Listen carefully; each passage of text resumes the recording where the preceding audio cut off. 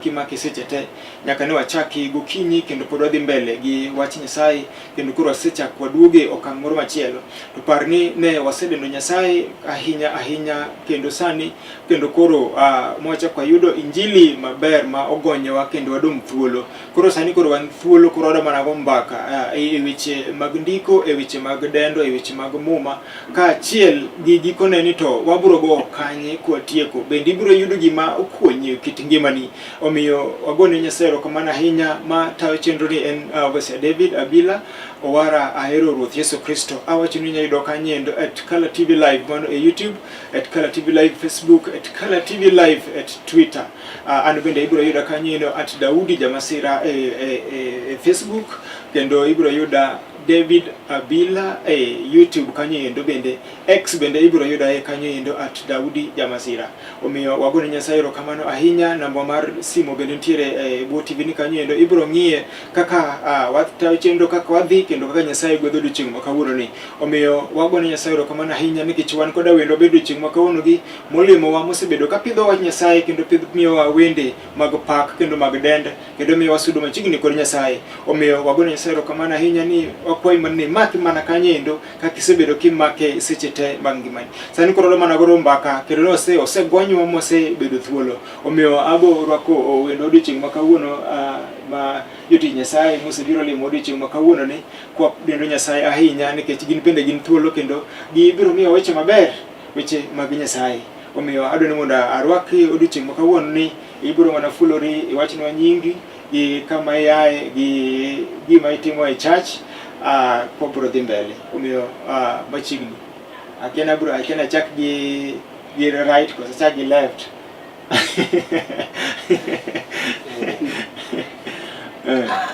Amoso duto no paki Yesu. Agone Nyasaye erokamano omiyo odiochieng' ma kawuono. An kuom nyingega iluonga ni Christine Otieno, Nyaogenya motedo Kisumu Kadongo. Ruoth Yesu en jawar mar chunya. Aja neno nowaro to chango to kuom teko mar maler. Kendo tich to Nyasaye omiya mang'eny e kanisa. Omiya pa gi dendo, omiya ni mondo akwa jowete nyirombe mag Nyasaye. Mago gik momiya. Aleme kanisa mar Voice Mole. Karibu sana. Asante. Kisumu. Karibu kaya. Kamana. Amen. Bwana sifiwe. Nyinga en Lilian Odhiambo. Nyaogenya kamoro ni Goto Simbo Ninga School. Tedo seme to sani wadak Kisumu ka. An min nyithindo ariyo, Marvelous Miracle gi Ryan Shalton. Lemo Nyamasaria Voice Church, motel nwage overseer Reverend Dorcas Omolo, to pastor wa en Pastor Nyawaga, gi Pastor Job, gi Pastor Judith Anim. Kanisa kanyo Nyasaye omiya mich mar pako kod dendo kendo wajalok Kiswahili bende. Bwana asifiwe. Mano ber kabisa. Mano ngini ininda sasa. Magoro Nyasaye erokamano ahinya. Kama na nyandu. An giluonga ni Kevin Otieno. Yes. Aja Kisumu. Kisumu East Constituency. Kolwa Central. Kamoro ni Nyamasaria. Aleme Voice ma Nyamasaria. Yes. Church. Mana kaka nyameno so kino tenwa gi Reverend Dorcas Omolo. Mano yalo gokinyi kae. Yes. Koro tima wantiere godo ni. Ane jakom margi. To gima Nyasaye nomiya maduong' en choir. Wan gi praise kod choir. Gima Nyasaye nomiya maduong' en choir ma king'e wende mwawero kanyo go. Ane ma har direct kaka gibede. An gini achiel gi nyithindo abich. Koro wago erokamano odiochieng' ma kawuono. Karibu. Wating'o dundo matin. Ineno kaka ni opaki Yesu. Amina. Bas koro wabedo thuolo kabisa. Kamano jako. Opak Yesu. Amen. Wagone Nyasaye malich erokamano moloso thuolo machal kamano. Mae thuolo mar Nyasaye. Wan kaka dhano wanyalo pango to Nyasaye pango mopogore. An gi nyinga iluonga ni Zadok Otieno. An jaugenya. Ng'ama war. Ahero Yesu ka jawar mar dhood chunya. Alemo Nyamasare Assembly. Kendo alemo Nyamasare Church Bosch. Kotelo gi Mama Dorcas Omolo. Mago jotendwa madongo mosepidho wach makare. Aonge wach mang'eny tenda. Erokamano ahinya. Wagone Nyasaye erokamano ahinya kuom wach masewinjo kuom wendo modiochieng' ma kawuono. Apani kare an ma ok atimo introduction maber. An gi asekendo an gi nyithindo 2. An gi nyithindo 5. An gi nyithindo 5, nyiri 4 gi wuoyi 1. Koro an be ok arach ahinya lakini an wuoyi odno kenda. An wuoyi odno. Koro an gi minot gi nyiri 3. Achiel ni Nyasaye okonyago ne wakawo kamoro koro wabet kode. But koro an wuoyi odno. Koro an mahera to duogna. Kamano. Koro apani koro wan thuolo maber. Mano ber. Koro odiochieng' ma kawuono ni adwaro ng'eyo ji mang'eny penjo pile ka pile ni ka gimoro pok ochaki to en gima chando beti. Nikech gimoro nigi story mare. Koro ema adwaro mondo ang'e story man matin mar kaka gini nochakore. Wach mar kwaya ma Nyamasare ni. Adwaro ni ang'e jowinjo mabende ni mondo ging'e kaka gini nochakore. Nikech introduction osemiyo abede e kiwango moro makoro giida ni mondo ang'e ni to nochakore nade. Kamano. Jatelo kaka nwachako chenro ni ne wachake gi kanisa achiel. Nikech nwachake Nyamasare Bosch. Koro kano chake Nyamasare kaka bede kanisa wane medo yarore. Nikech king'e Walls of Salvation ni kanisa mang'eny to pog into assemblies. Nitie koro wane assembly ma Nyamasare. Wan gi region, wan chake international, wan gi region, sub region, koko bire assemblies. Koro wan assembly ma Nyamasare mo wan gi kanisa 4. Koro nwachake kanisa ma Nyamasare. Kwaya kaka nwachake God lendo kod pak. Kaka nwachake nwabedo piny wach ni wada chako wach werni. Nwabedo piny mwayiero jotendwa mondo wadhi yalo injili oko ka nwachake Nyamasare. Ka nwayiero jotendwa miyo kineno waka kwan mbele kae wane jotelo mag Nyamasare Bosch, choir and praise and worship. Okabiro wate jomoko dong kono bia gi jomatin ke jibok nyal biro te. Koro kamane wanchaka kaka nwachako nwayiero wan gi secretary marwa mar choir no. Men nyamena mobet bathani. Then wan gi praise leader team. Men nyamera mobet tung kocha. Then wan gi organize secretary. Men odwa mobedo kaini. Koro kono sibiro piny wachako node chako wach wer. Nwachako in a low background. Kwa wala mana Nyasaye, mondo Nyasaye otelo gimoro amora matimore mwatimo. Nwawuothe kanisa ni wage kate koko nwayiero tendwa nwawuothe kanisa mage mondo wakava kwaya ma kanisa. Ninya en wanya dhi kanisa moro wachako yalo injili mondo wakaw ji. Kech kanisa kachako praise and worship ema miyo kanisa bedo motegno. Koro wakaw joma ji wanyiso ber praise and worship kod kwaya. Ninya wanyalo kaw jukumu maluwore kanisa ngete mwachake wabedo over sani wan gi over 40. Yes. Mano ber kabisa. Wan gi over 40. Kanyo wan nyaka gi welfare mono keto kanyo mondo gimoro bed motegno. Wan gi welfare.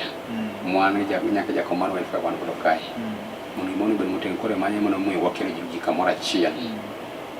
Okingini welfare ni to ji mang'eny ero gado nyanya ni samoro kane ayude chandruok moro kanyieno to inyalo sola. To okingini ndo jomoko ng'eni welfare ena en gima ka wadwa dhi kamoro to wanyalo yude giro moro mathin wakawo to pile ji wacho ni nyaka ni an wadonjo welfare mar church ni inyalo solna inyalo gona solro moro mano en namo kaka ja wan welfare moketo wan ga gi nini marwa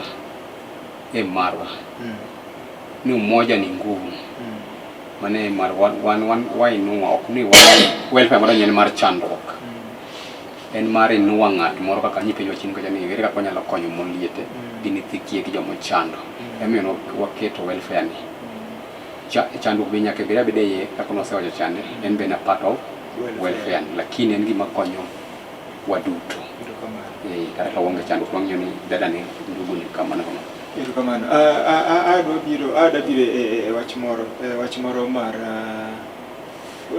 mission division maru kaka jokwaya en mani though asewinjo ki wache tema gilo moro mathin but adwa ni Jaduong' Zadoko onyiswa ni to wach mar kwaya ni mbele en nade to mission maru en ang'o?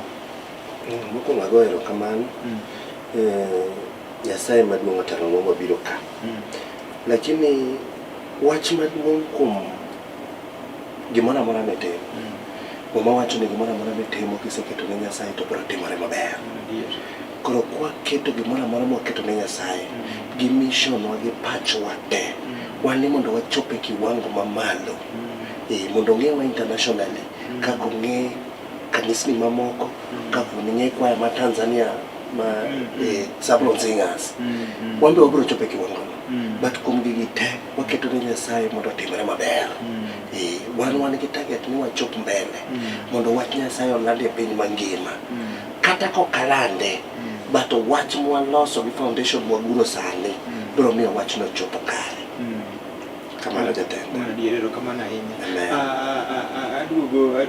adugo bathakoni matin nikech ang'ini mbele kaendi ang'nu udende matin nikech wendegi emomiyo wan gi 2 verses 2 nikech ka bass ni ka tena ni ka alto ni ka gi soprano koro ja deep bass ema ok ang'eyo to ja deep alto gi soprano akieko mantiere but ang'eyo ni penjona makama en ni to sama udwa gol wer ubet piny to Nyasaye miyi wendno koso nitiere ng'at moro mandika wer piny ni mae gima ne wadwa ni mondo obed kama wapar ni wadwa ni Nyasaye ni kama ere kaka wendni biro nu muchake mutunge maber muchop kama koro sani koro ugwedho chunyi goero kamano can you worship praise koso kwaya general anyalo wacho ni kwaya to wan gi joma Nyasaye ogwedho kaka achiel kuom gin jakombwa Nyasaye miega miya vision to obet piny to oparo wete kaka ondiko to biro to imiyo watwa practice talafu waneno kaka inyalo lose maber practice no get practice ma perfect koro wa practice mondo olokre gima en praise and worship to mano en ng'wono mar Nyasaye kendo en luong en gima ipapa kubiro ni wer kata kaka an nanyalo ga beta an kata kigo gini ta winja ka wer moro mosebiro na makata jikia ta anyalo weri kadhe kamano koro kase yudo weno ta atero ni jowetega kata koka en mapile ma jose winjo to wadhi to wapuonjore go to wameke mondo obed gi moro ma strong to message mane modwa ni mondo jowinji wende nikech wer ka wer nigi message mare but in kaka koro leader mar praise and worship message mare modwa ni mondo chop ni nikech nitiere inyalo yudo ka e wer ka yudo ka samoro ajigi ng'enye samoro en mani mondo yani omoro ji lakini onge message ma kata in gi chunyi iwinjo ka message gini to awera die lakini message to onge in message mani modwa ni mondo chop message na mokwongo manda gano chopne ji en uchopo ng'ato e lokruok mar chuny message yani gimiwero uchopo ng'ato e lokruok mar chuny ma ng'ato wachna dier wach cha winjo to chopa ka wachisa winjo to momiya chal kama na winjo ka joka wer kama no miya lokruok mar chuny iwinjo to miyo donje chunyi to donje pachi to oloki mane gima duong' ma aneno ga ni nitie ga kuoma mano ero kamana ahinya abiro kuom jakwath machielo ang'e maber ni Nyasaye omiyi mich ahinya kabisa kendo korka translation no apani ber kabisa. Koro iyudo ka sama une wer kae to nitiere words moko ma seche moko loke gi dholuo, loke gi Kiswahili, loke gi Kisungu nyalo tamo ji ahinya. To emomiyo Nyasaye miyo ji mich mopogore. In kaka in kani be nitiere challenge moro mise kadho e kwaya ka nikech iyudo ka moko tek ma kaka inyalo loke onge. Koro jeni ma samoro translator owacho kata wach moro ma ok inyalo winjo to imbe idhi mana kode kaka wachne kaka imbe ne dhi kode owache amoyalo tiloke marach. Ere kaka inyalo konyo kanyakla mar Nyasaye? Amen. Bwana sifiwe. Wacho no osebedo ka chando chuny mang'eny seche moko ne iloko ne jatich Nyasaye wach to ok owuok kaka ne seche moko dwaro. Bwana sifiwe. Seche moko iloke to ok ochopo kata winjo ka nitie kaka onyalo duoke piny miwinj seche moko ka ng'uono wiyi. Lakini an kaka achiel kuom joloko anyalo wacho ni ka Nyasaye nitie e wach motimo kaachiel kod jatich Nyasaye ni, aparo ni teko mar Nyasaye biro pong' kuom wachne no ma ng'uono mar Nyasaye nere. Bwana Yesu asifiwe. E kindwa ka to Nyasaye ogwedhowa kabisa nikech ok an kata jaloko achiel.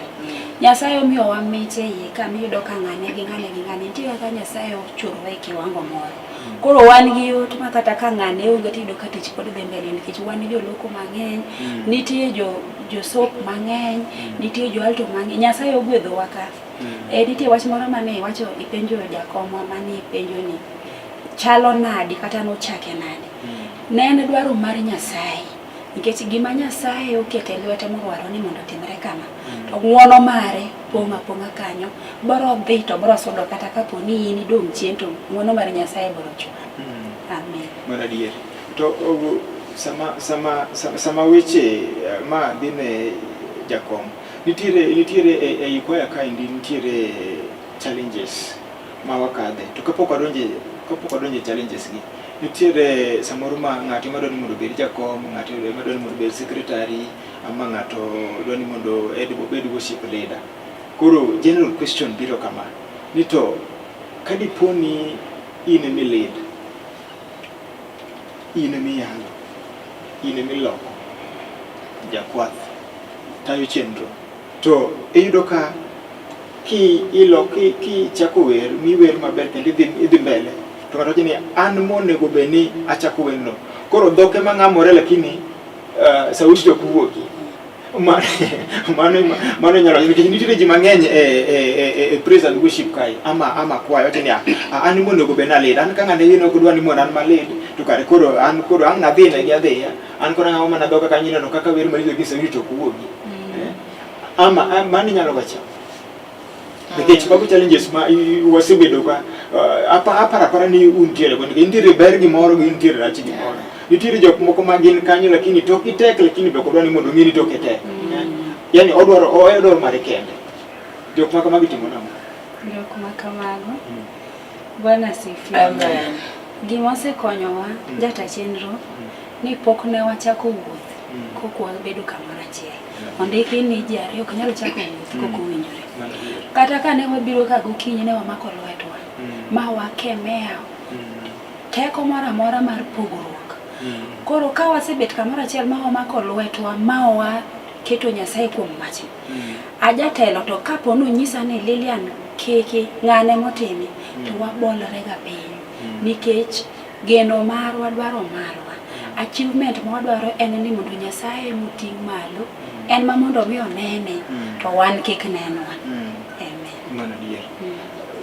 Jakom nitiere ga days mag lamo gi riyo kech to kaindi samoro wayudo ka edierwa nitiere jomoko be manyalo bedo ni tuo, nitiere jomoko be ma ok winj maber, nitiere jomoko bende ma miso breakfast kende odwa kata gore piny. Koro prayer life maru chalo nade? Nikech mondo gini odhi machop kama kamani nyaka beni nitiere kako sudo buto Nyasaye. Nitiere sudo gi sudo saidi. Koro wachak gi sudo ka.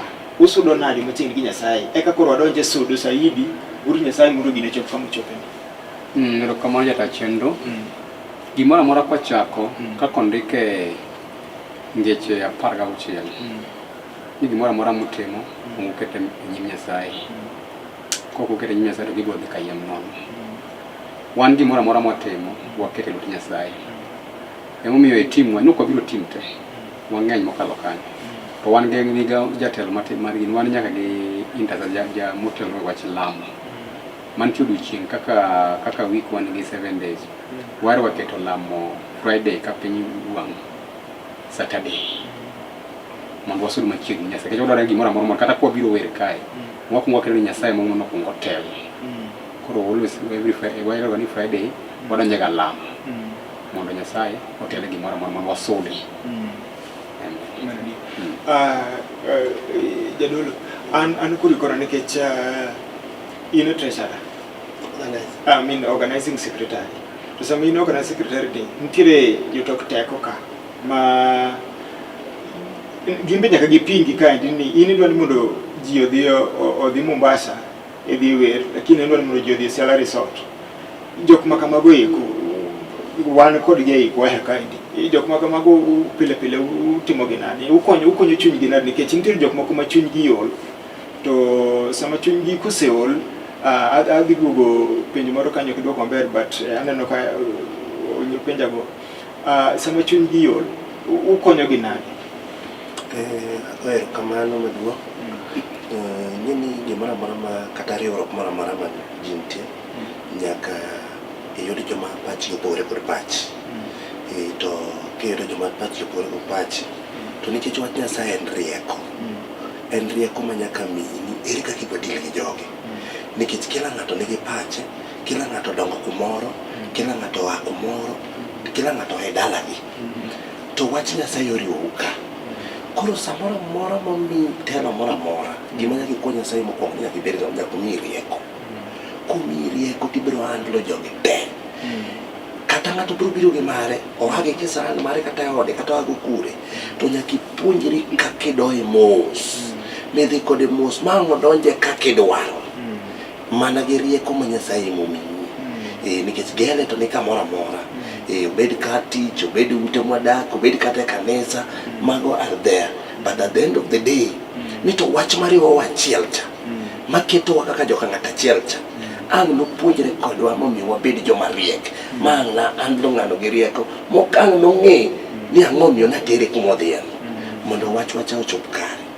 Gi dho jakom, achiel marwa mondo omiyo obedi, nyaka waket Nyasaye mokwongo. Nikech Nyasaye ne mang' ne miyi rieko mar ng'at ma ang' nolokre cha, kata ang' notamre cha. To achiel mar ng'uono mar Nyasaye moumwa cha, ikele to donje wuoche mwadwaro. Amen. Penjo moro oderna kaendi to joma dendigi keng bende donjo e fasting. Joma dendigi keng yor tuo kusuma en diriyo. Nitiere jok moko ma gionge gi ng'uono mar fasting. To iye ka be nitie jok man gi ng'uono mar fasting. Mar ariyo, nitiere jok matuo ma be gigombo ni mondo gidonje fasting, lakini nikech yath ma gitiyogo ok oyienegi mondo gidonje fasting, lakini gin gidwaro mondo gidonje fasting. Gin koro timo negi nang'o kaka jakwath? Mokwongo nitie joma wacho ni keng ma samoro ok nyal bire fasting. Gima to ngima ng'ato lakini giluoro keny. Fasting kaja be kiyudowa ok yud kwa dhi te. Yes. Kichen machalo mar Nyasaye. Inyalo buko ni fasting lakini samoro noke gini dhia ni kora dhia giringa. Mano gima no dok Nyasaye ok dhi timore. Koro joma kamago gin waketo kete lamo. Mondo Nyasaye biro loko gi chunygi mos. Kaka nasowacho ni warruok en gimi imadho en chachal madho mos. To ng'ama tuo mar gomo fasting ma samoro okine chal mare ok onyal chopo kacha. En bende wakawo lamo, koro wakawo wan ga intercessor kawo nying jogo kata ne wadhi na dada kama bende lit kama koro wakete lamo kae maka chieng' moro ka Nyasaye ka koa ka to Nyasaye ng'uono chango moro maka next obiro bedo koro dum maduong' waketo gi e lamo gi duto both sides job adugo yiri matin aida ka weche ng'eny kendo weche jatuomre iyudo ka baba nie kwaya mama onge kwaya ama mama nie kwaya baba onge kwaya to kikono baba ni adwa dhi e kwaya tineno ka chunye ni mabor ama kikono baba nada dhi kwaya to en mokowi modhi oriti mangi tieki challenges gi utieko gi namo nikech gi ng'eny to aseneno ute moko makethore ahinya ka either ng'ato ama jaode ama chuore ok dwa ni mondo odhi odende Nyasaye ama kata kodhi odende Nyasaye to dhi gi thuon moro cha ama gi teko moro cha to iyudo ka koro gigo seche moko ketho udi nikech koro wadhi gi wiwa mano koro ikonyo nang'o mondo odni ochung'. Gik ma agone Nyasaye kamano gik machal kamago to kosi kendo iwacho ni gima miyo richo bede ok nokos moko bete ondiki koro mago nitie kendo gi okaga Mose present worshiping nitie kaka jomoko kawe ka jomoko kawe nitie jomoko manyalo neno kaka gima usungoru ting'oru malo magino dhi donya ke chunjo mwadak go ka gineni kacha ok gine ka gima idhi ting'o nying Nyasaye malo koro giyudo weche ma giwinjo ema gidwa ni mondo gikaw mondo gidhigo oriembgi koro gima kamano wasebet go kendo gin gik mwakale to wan gima watimo nitie kaka waluongre ga jomoko ma Nyasaye omiyo ng'uono iyudo ka waluongre biane jakom biane secretary biane ng'ane biane jalambwa to wa discuss wachni to kwase discuss to wamanyo kaka wadhi konyo chunygi e yo mariek wamanyo kaka wadhi konyo chunygi e mariek sana ken jakwaya mara kata kwa en dadani to wamanyo kaka en mokwongo wuoyo kode dwa timo ang'o mondo jalne one nying Nyasaye ma wapako ga kabe yudo duong' impact mane manyalo loke kuomi ang'o minyalo timo kata skari mane minyalo medi pakni ni mondo koneni to neni jalo mapako oneni jalo matiyo ni Nyasaye manuwali koro watimo mano kwasiwuok to wamanya ne thuolo to hera wabet kago mang'eny ahinya wabet gi hera mang'eny ahinya mondo waneno kaka waywa ji kamano kata chunygi bet dolore lakini gima ni kuomwa nyalo lokogi kamano chandruok mane iserado go e kwaya chandruok maserado go e kwaya chandruok to seche moko gimoro amora maber awacho ni embe nyaka bed gi shidane e kwaya ka eti Nyasaye kata kawo mana ndugu chani ang'edwa ka wago mbaka moro jati Nyasaye kacha odhi nade kaka indiko cha pesa muyudo chan gi nyaka wayud gi yo kaka timre yo maler mondo nying Nyasaye oyud duong' ing'eni mano ng'ato neni ndugu ni to gi dada ni giwacho kacha ang'o mane giwacho to wach ni dhi manyaka dwa chopo nyaka kata it jaodi ndugu cha aneno ye kaka gijawuoyo ga ting'eni wachno koso kuom ng'ato achiel ng'ato be mit ne odhi wacho ne ng'ani en kaka olandore to koro dwaro rieko ma Nyasaye momiyowa nikech ing'eni mana kaka iwacho no to gima chanda en ni usego mbaka kaka service ne mano is there after the service ji nyaka la regular skits moko penjo mabiro to adhi penje en mar dada but mae en ni sama koro ng'ato okwanye ka ni yawa joka wachano to ng'at machielo the second party koro chako jini joka ne wacho kama third party kano jini to joka dong dhiga hotel Siala Resort kujecho ja Siala Resort wajini to matinde giwuotho ni matinde giwuotho matinde wane ne yawa koro mani madwa ni mondo jo era makala TV ong'eni to ere kaka gini bedo solve nikech odhi chopo makoro chopo nyaka it bishop ochopo nyaka ir deacon ochopo nyaka ir jatendi koro iyudo ka jomoko ywak e udi mochung gini ng'ani koro ok nyal sav nikech ng'ani no winjo ni ng'ani to maka to pok onge research mosetim to be gini en adier in pok ne kikone ni in kawuono in bela piny ing'i kaka ji dendo kanyo iwacho anyalo chako gi wacho niya kaka koro an omenya ka mich mar loko kaka nyawadwani to miya mich mar wer koro ing'eni jotich Nyasaye gi giro seche moko iloko ne membe ujo kata teko mar Nyasaye to ang' wuok kuomi to ema wach moro nyalo wuok e kaina miwachogo an kuoma aja ling lona tang' nadoge choma yawacho ni Nyasaye iti wachang'o kendo an ga jachir sana e gima ng'eyo ni gini to en adier aja chir nikech dhano biro wuoyo ji nyaka wuo kendo mago be e okang' mimiwago atuwa mwadhego nyime nikech kok owuok kuomi to kara mano warogno pod onge nyaka wuok kuomi koro iyie mondo wach kuomi to in ipenjori gi chunyi ni Nyasaye gi to giwacho to in gi chunyi to ng'isi ni be en adier be otimre adier koro dhano nyaka wuo lwenje bende nyaka bi nyaka wakedi mondo girwani ochop ka nwakede mang'eny ahinya nwakedo lweny jomoko dwau iteru koni aneno ka ng'ane gi ng'ane kama to nwadog achien to waling' ahinya kendo walamo ga Nyasaye jowadwa gini dwaro lamo wadonjore lamo waluongore mondo wadonje lamo to kiseluongi tipenje jogi to gisewuoyo Nyasaye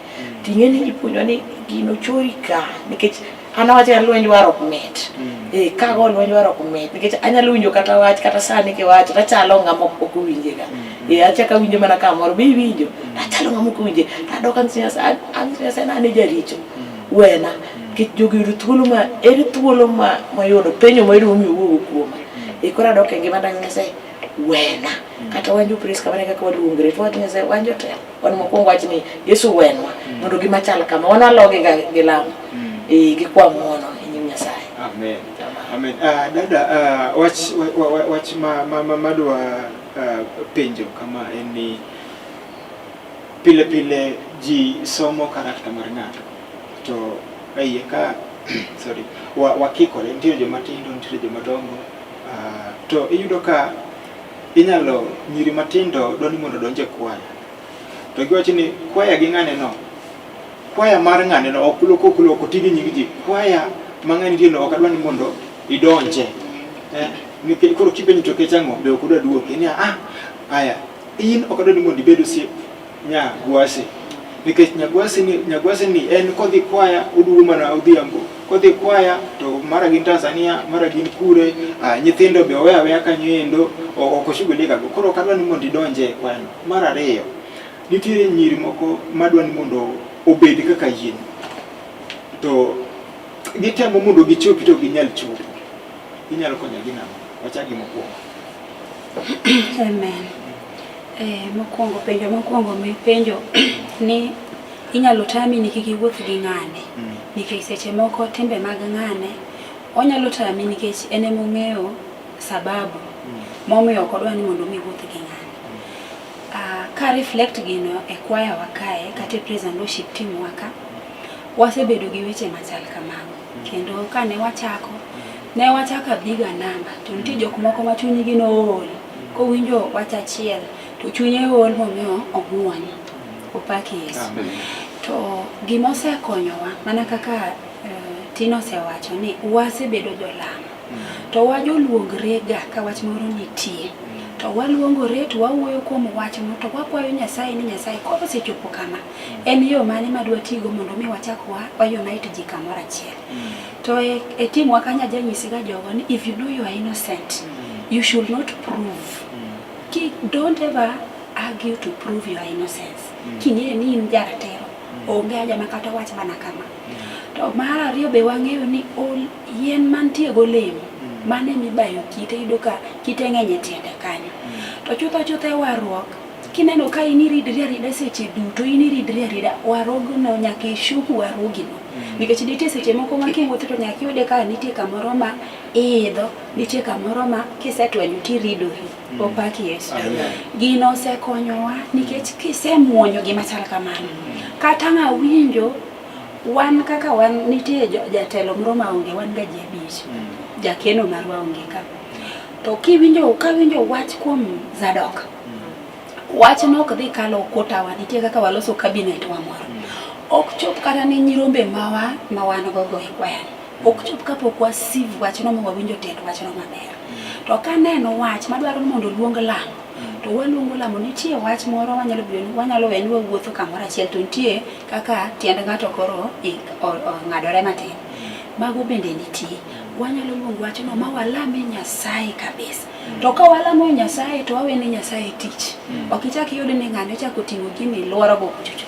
Gino osekonyowa kabisa. Kendo nyalo bedo ni waloso gikwa to dhi kaka ne wachano mana kuom ng'wono mar Nyasaye. Wach mar ariyo mani penjo ni jok matindo nyalo dwaro ni mondo mi obed kaka ng'ane. Nitie gima osebedo ka drive wa e kwaya wane ni be yourself. Beda in. To Nyasaye nyalo teri kiwango moro migombo mondo ibede kaka ng'ane cha. To kibedo gi gombo ni adwaro mondo mi abede kaka Lilian. Ingeni ka biro ka inyalo neno ka Nyasaye omiya rangi machal kama, an kama an gi ng'wono mar kama. To ka wabet kodi piny makoro wachako wuoyo tiwacho ni en kamano. Ka en kamano to aneno ka kendo mari no pek moika. Koro wasebedo ka wan to ka ng'ato nigi pek moro to asodo ni awatina nadwaro ni mondo mi abedi kama. To be nyalo bet kama to wamire paro gi rieko. Osechwalo wa mang'eny kabisa. Kamano. Pero kamano inya. Jakom, nyinga mar Daudi Jamasirani nowuok chieng' moro achiel kane wantiere e youth nami Nyasaye ka tin sana. Nochanda sana omiyo beta adwa kawo time ahinya kapok akendo nikech weche naneno kaka ji rodhore e udi. But wach moro ne wan gago ni kituo nikech ne wantiere gi jo-Vosh, ne wantiere gi jo-Anglican, wantiere gi jo-Redeemed, that interdenomination mar jo-youth. Kuro naneno ka gino nokonyo ji sana, but nowacho ni kituo to kidhi osiptal ok idhi ni mano yieni nok to ne medo wadhi mbele matut kod Nyasaye. Omiyo nitiere iluongo ni salvation without knowledge. Yani zeal, salvation with zeal. To zeal ni onge rieko moro iye matin. Nikech ka ok wadhi osiptal to matin ni wambe nyithinde wakare ok onego bed ni timore nade, ok onego bed ni somo daktari. To ka Nyasaye ochangi bende nitie gima onego bed ni ing'iyo ni record ne ang'o tibe mane chande era record ne tere kam daktari nondike. Koro ei wakai be samoro jok moko kuro dhi osiptal to gituo kendo gin e udi girito mondo Nyasaye mondo ochanggi. Jogi itimo gi nang'o e dier oka? Jata chenro wach maber kendo ipenja penjo. Ing'eni kata daktari mathiedho wanuga gi gine ma wanjo Kristo wan gini daktari thiedho to Nyasaye timo nade chango. Koro kata ka tuo akunga bedo gi yien Nyasaye kidhi miya daktari to miya daktari moro ma oyud tuo na mondo thiedh to ine mondo tim nade. Ok ng'eni ya Jakom. Ibiro ni wacha richo ni gimi timo na ng'oni wachi mondo lokri onge gimoro kare pod monyogo Panadol kare kata mana ikoti ni kanyo wang'e ni kare ikar ama kipochi ni nitiere yedhe moko mantiere kanyo endo kare yini nitiere richo moro mitimo ywagni mana Nyasaye to ing'eni ywagni Nyasaye to yath nitie. Koro iyudo ka jomoko awang'ie wang'o, jomoko odhero molony, jomoko biko ni an mwonyo yath osiepna kichwe be ni yath yie kidhero be ok imwony ya to wana kodgi ka but in koro inyalo kono gina. Adhi wene secretary obire wano. Amen. Opaki Yesu. Ka connect gi wach miwacho. Yes. Nitie gine ajapuonj koro nitie research moro manatimo. Yes. To nitie kana download nyiso nyithindo ni to nitie story matin manobiro ni nitie ng'at moro nene ot to koth chwe kabisa. Koro koth medo sudo umi to nyithinde biro ni baba goli ni hawa Nyasaye biro konya. Mo jo biro kabisa mondo konya. Yes. No ywak ni Nyasaye mondo Nyasaye obi okonye mondo koth kik negi. Bang'e to notho. kano osetho to chunye koro wuoyo koro igoro ni chunye wuoyo gi Nyasaye. Nyasaye nariti mondo mi konya. Nyasaye penjo dong naoro ni nyathi moro mondo konyi. Dong achaka oro ni dichuo moro mondo bi okonyi yeye kacha. Achaka oro ni ji gi yie mondo bi ogolu kwangi goli kanyo. Mage mane gin jogo. Lakini yie mondo jogo timre nade. Mane gin. Kore warok ka. Nyasaye nyalo tiyo gi ng'ato. Nyasaye nyalo tiyo kata gi janeko. Mondo nyisi ni yo midhiye ni oken. To in nikech owari mopong' gi roho maler ineno ni mano ok ng'ama owinjore. Koro gima nyalo wacho ne joma owar. Yie kasebedo go. Tan kaka Lilian atuo. An gi ratiro mondo mi adhi osiptal. Nyasaye dhi tiyo gi daktari cha mondo yud tuo na mondo ayud chang. Bwana asifiwe. Amen. Okaw go jok mawacho ni kanisa wa ji ok muonye yath, kanisa wa ji ok tim kama. To na gombo mondo mi advice gi ni kata Luka ne wan to ne daktari maduong' kendo madichieth. Koro Nyasaye oketo ji okang' mopogore opogore. Do nitie jok mayiegi nyalo wacho ni kuting'o bade to timore nade to chango. To anyalo encourage ni kapo ni nigi tuo moro amora be osiptal Nyasaye biro tiyo gi daktari mondo mi changi. Mane momiyo joma ng'eny sani nigi dang'ni mar paro. Gimoro timi te linga nikech ka ang'one yath man go e kibeti tibro wach no kowara. Amen. Mbele manakete Kala TV achiel kachiel biro ni koa kar dak ma Kisumu kaindi wami wa chenro mar Nyasaye kendo wantie gi mich mopogore opogore ka wan kod Vosh Choir Manyamasaria ma watu wangu achiel kachiel ma tayo chenro en Pastor David Abila achiel kachiel kwa wuok e dala mar Kisumu kae. Omiyo makimana kanyendo kikigo gi podo wantie gi weche mang'eny kwa dhi mbele adugo iri kama nendo pile wan biro were e kanisa nikech kwaya oseketo kambora chia to rowere gi samoro kaka in elder to odwani mondo samoro oneno nyadendi moro ama nyako moro oneno wuoyi moro to ik mar chako dak be oseromo negi. Koro kan nitiere jariyo nitiere machua ituri iluongo ni machua youth gi the youth makoka ni adole pod ni adole kai but gine kwaya kai ndi koro ji opogore samoro wach mar keny osedonje obongo ne samoro podi nyithindo gi nyalo konyo nade kech nitiere jomoko biro pastor anta neno dada Evelyn to dongi nyalo wuoyo na kode aya moko be eno ni pastor anta se yudo Evelyn watim nango wachak dak kuso watim wairo kamano. Wach ma wacho mokwongo en ni wach Nyasaye en rieko. To ka en rieko kuom weche te. Emomiyo e kanisa nitie youth, kanisa nitie Sunday, nitie youth, nitie women, nitie ji te. Kanisa anya wacho ni ochal ka en kama oting'o ji te.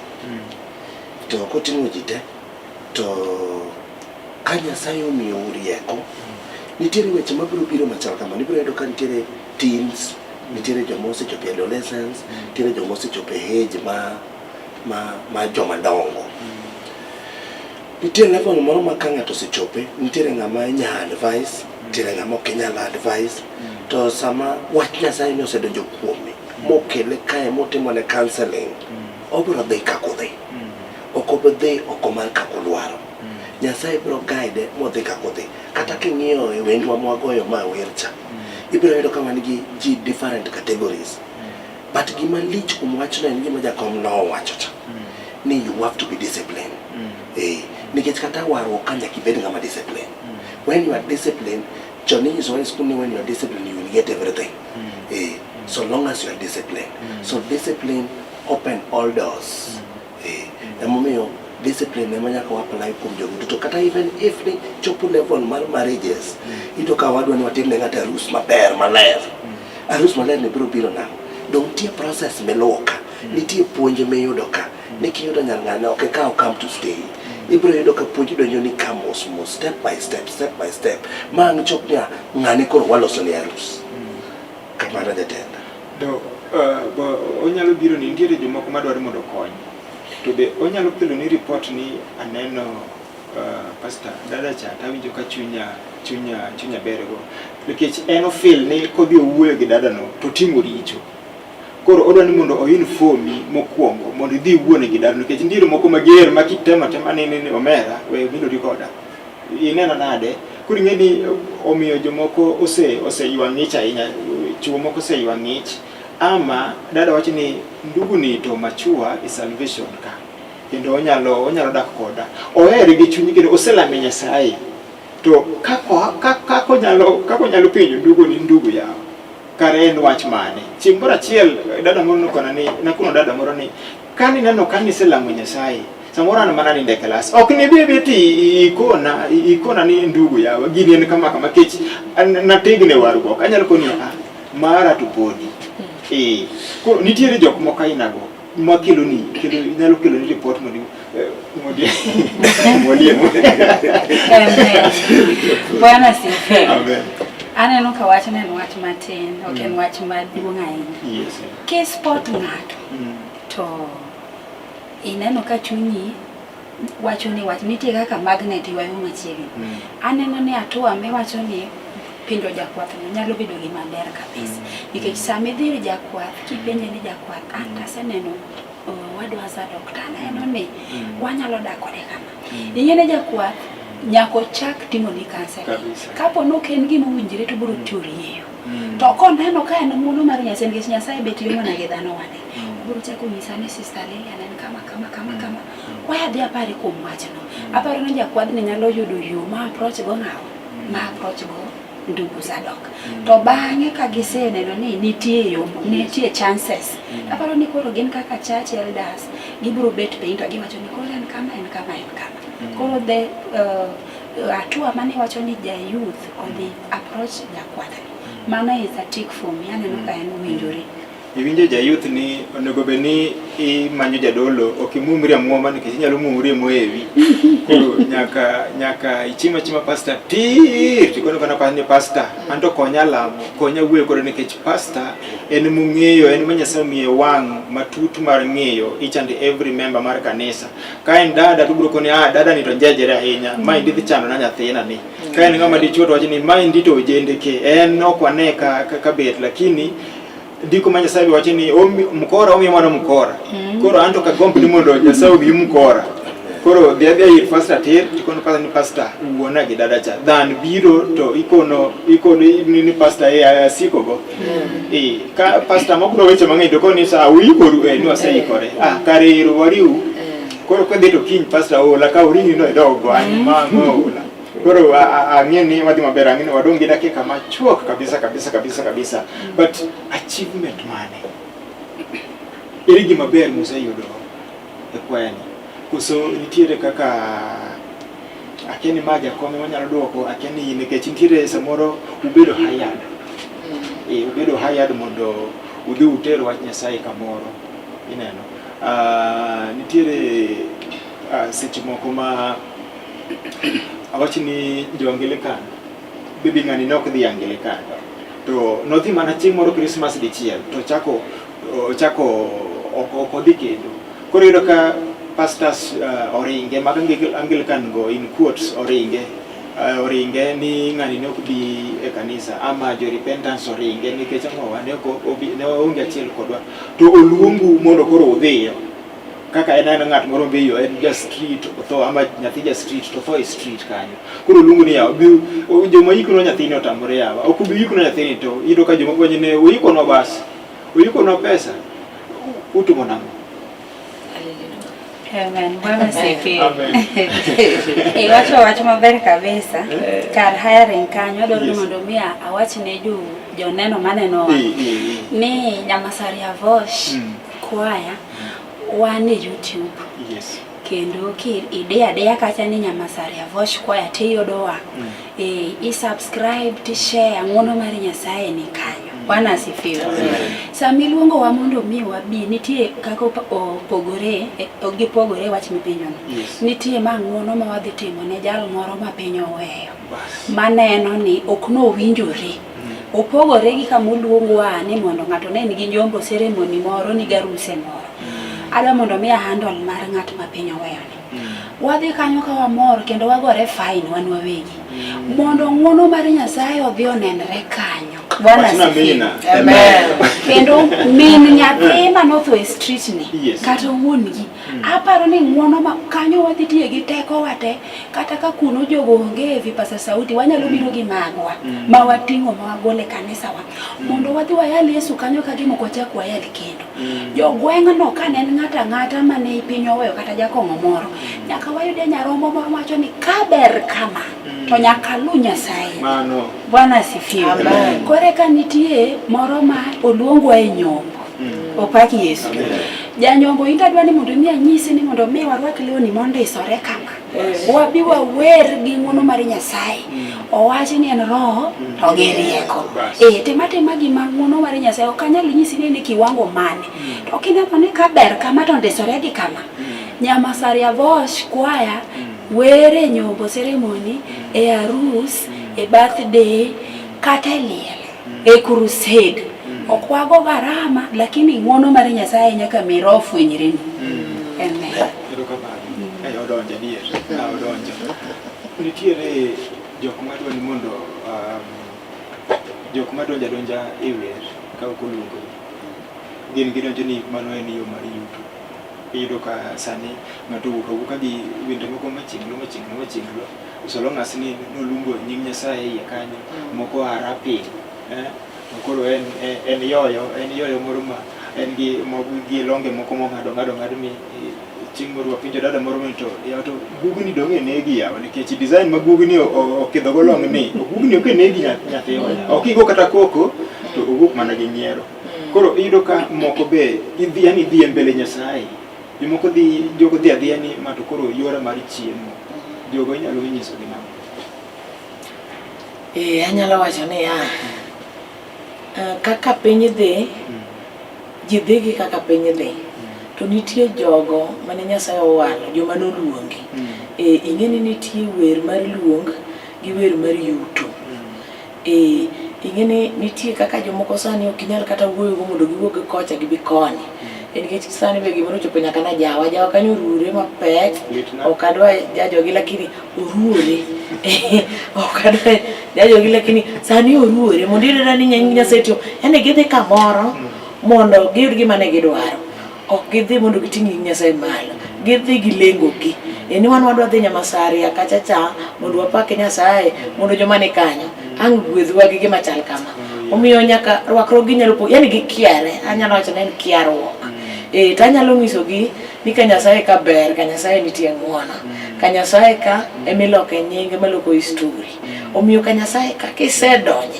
adier ni donjo noluongi to nitie kaka Roho Maler puonji gima mondo gitim nitie jawuoyo chien ng'ane koro ken kama to ne giwinj duol ma jawuoyo ga chien cha mon bi jawuoyo ga kodo kako ne watem mane gima nyalo wacho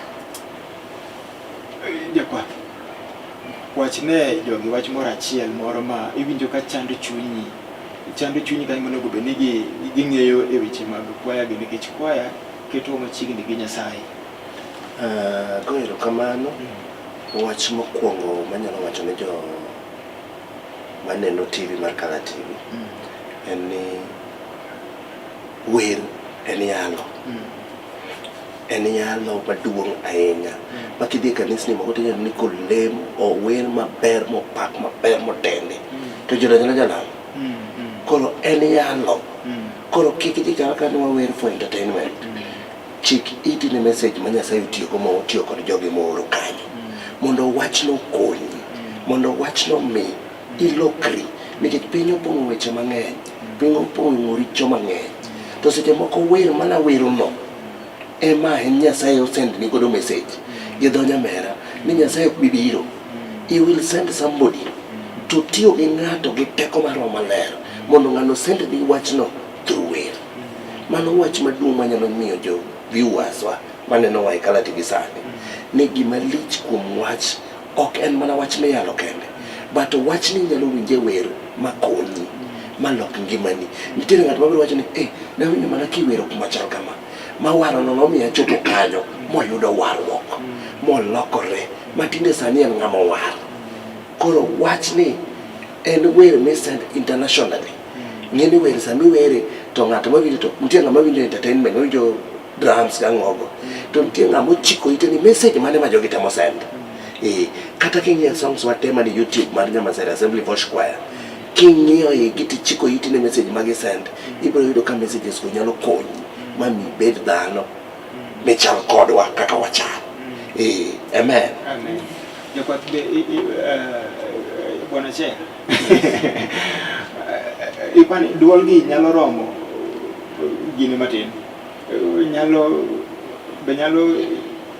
wer nwa matin duol mane ka nyalo wer matin to wangek matin wangeke matin an bende gino lorna nikech ase akono joero mag Kalatibi ni Voice Nyamasaria nigi kwaya kendo nigi upako mar Nyasaye kikelew ma ok dhi church kata mana sani jakwath biro konowa kama iyudo gie kama kanisa nitiere maka ina rauni Nyamasaria kikibede bera kanyo dhes ni ok dhi church ni onge fair dhi Nyamasaria Voice gibigi yudi kisedonjo inilemo idhi mbele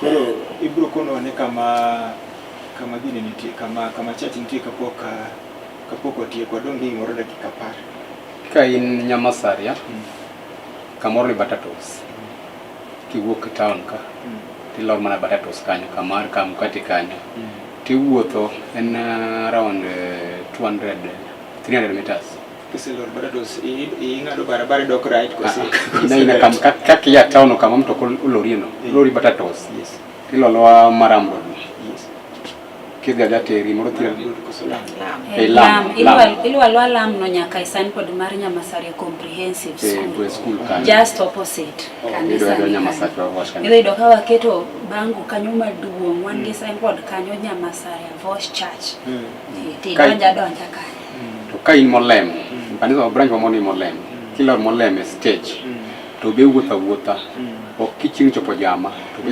ido koro kama manti machieng kanyo tidhi be kofundi kanyo Voice Nyamasaria Voice Molem tidonjo mana gi kanyo the same one godo moro be Bwanda ni mana Bwanda Primary School opposite ondike maduong' kamano moro be wan godo Renja ni mana Renja Primary School ute IC en mana opposite kanyo warwako Renja nigi kanyo Renja kiwuok kidhi Yolando huko kidhi yo madhi Kibos Yolando huko kanyo tilo Londa no tipenyo mana Renja School kanisa wane kanyo warwako karasa ni program wang'en dhi mbele mano ber kabisa koro unyalonje na matin wanja man maber idong Kiswahili kidwanda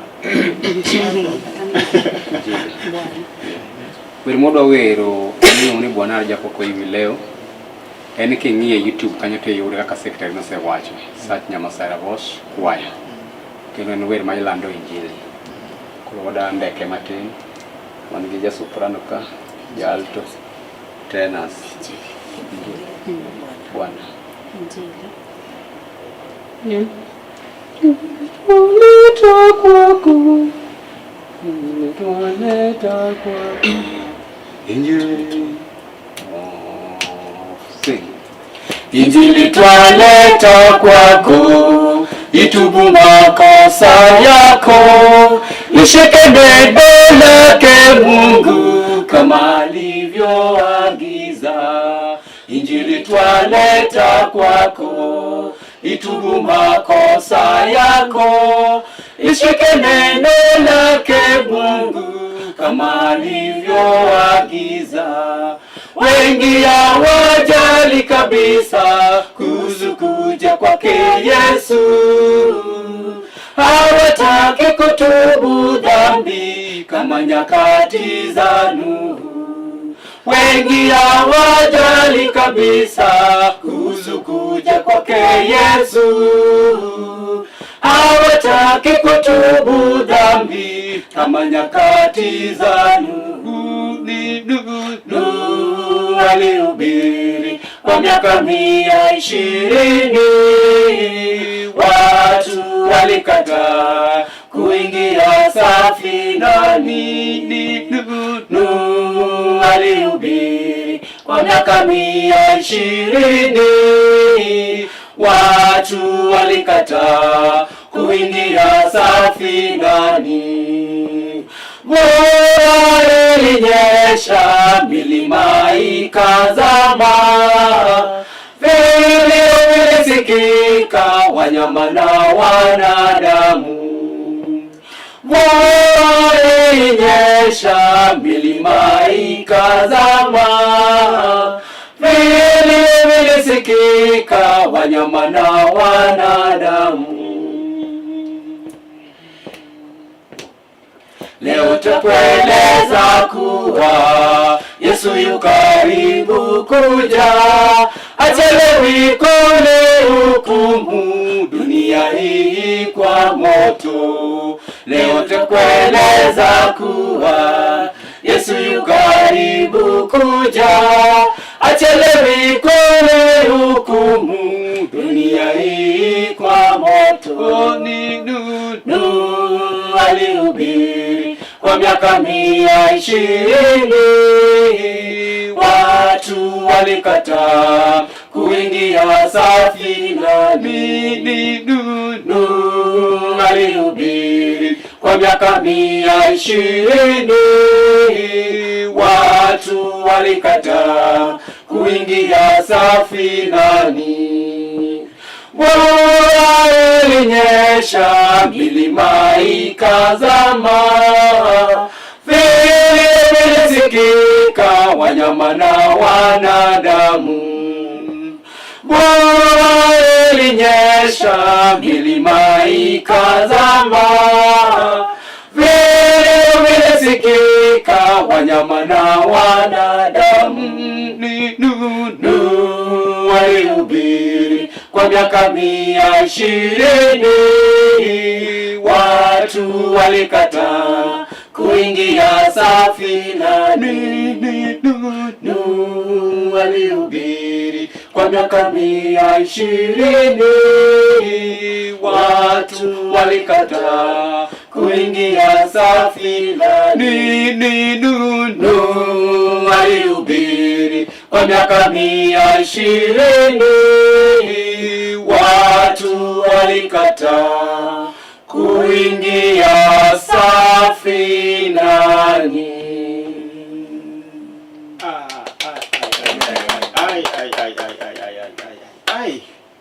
Erokamano ahinya. Mor agone Nyasaye erokamano ahinya nikech wach maber mar hera. Nyakwaro ta wacho ni Nyamasaria Assembly Nyasaye oherou kendo Nyasaye ja-adieri. Omosu ahinya. Ging'eny to time na omako wang'a kabisa. Koro adwani agone Nyasaye erokamano ahinya.